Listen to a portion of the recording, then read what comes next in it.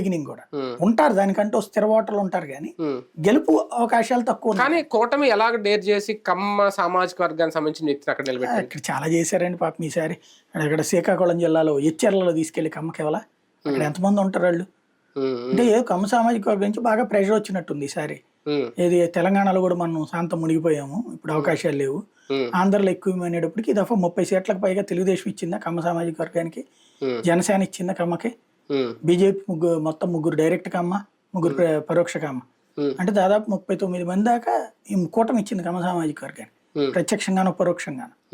అందులో ఇది ఒకటి సుజనా చౌదరిది. సుజనా చౌదరి వచ్చేటప్పటికి అక్కడ ఏంటంటే ఇక కొత్త ప్లేసెస్ ఆక్యుపై చేయాలి. ఎందుకంటే రెండు రాష్ట్రాల్లో కలిపితే దగ్గరగా 50-60 మంది కమ్మ సామాజిక వర్గం వాళ్ళు ఉండేవాళ్ళు ఇదివరకు.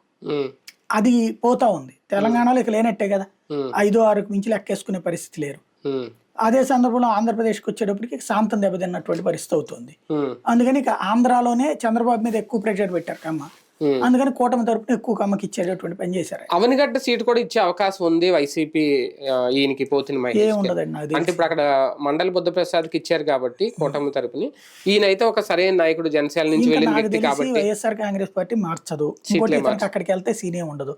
ఇక్కడ నగరాలు కదా, అక్కడేముంది అసలు, అవనిగడ్డలో నగరాలదే ఉంది అసలు.